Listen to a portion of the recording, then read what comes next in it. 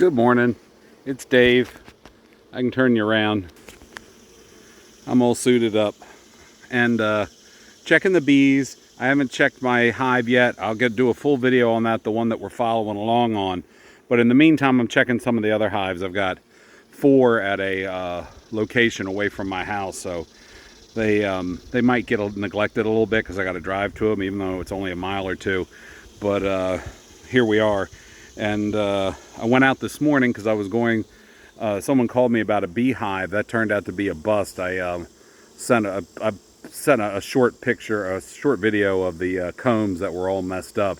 He had a tree fall over. I guess it had a hollow in it. And the bees had long since evacuated the hive.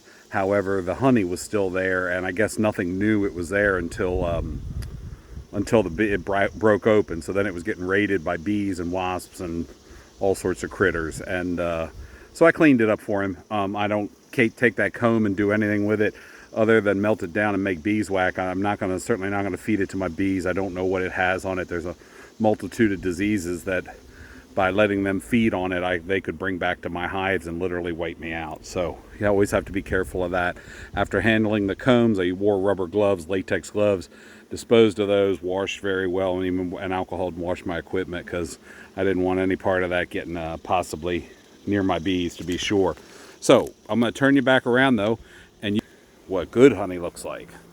So let me get out of the shadow here. So this is a box I have. It's a 1 deep brood box, and then currently got, there's the other one, 2 honey supers. The top honey super, which honey supers are simply the shorter boxes that you put on top. The queen lays all the eggs and does all her goodness down in the bottom one there, the deep one.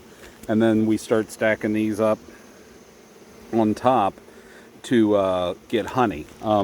This is my first year, this is my 3rd year of bees, but this is my first year. Every year I used to do 2 deep boxes, which gives the queen more room to lay. But what I really found was it ended up with just a lot of mixed honey and brood, and it was kind of a mess.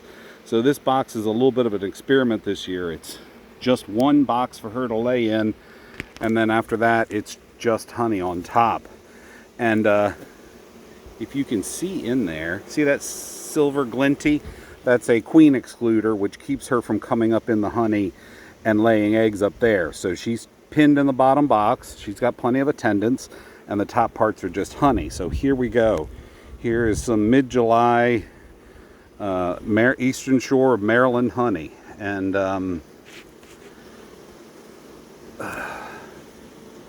that's pretty full on both sides. That looks really good. In fact, this box is getting close to probably being able to harvest. I've pulled several frames. They all look about the same.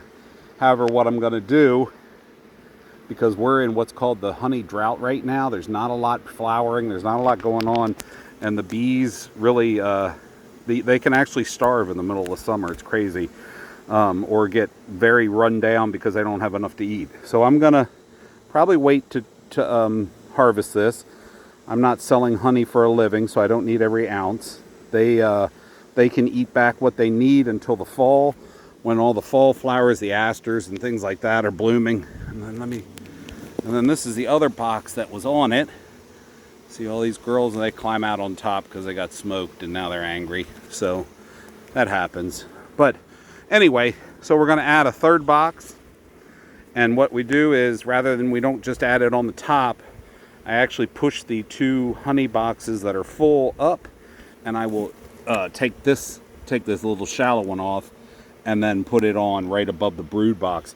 That allows it to get full faster because the honeybees see that open, or the honeybees see that open space, and they want to fill it up immediately.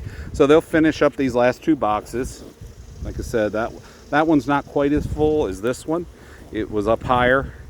But then we'll put that empty one in there in between them all, and that'll generate quite a bit more honey. Each of these small narrow boxes, I hefted that one a few minutes ago. That's probably 40 pounds at least. So a gallon of honey is 12 pounds. So we're looking at probably 3.5 pounds of honey, gallons of honey right there. Between these 2 boxes, easily fill a 5-gallon bucket. So that's that. Hope you Hope you saw something or learned something neat and cool and useful. If so, please don't forget to like, share, and subscribe. It really helps me, really helps the channel. We're growing. I can't believe we've almost got 200 viewers and 200 subscribers. And if you're viewing and liking, by all means, please subscribe. Hit that notification bell. We do try to put videos out every week. Not always, but most of the time we do. And with that, I'm just going to tell you, as always, stay safe, stay prepared, and I'll see you on the next video. Thanks a lot.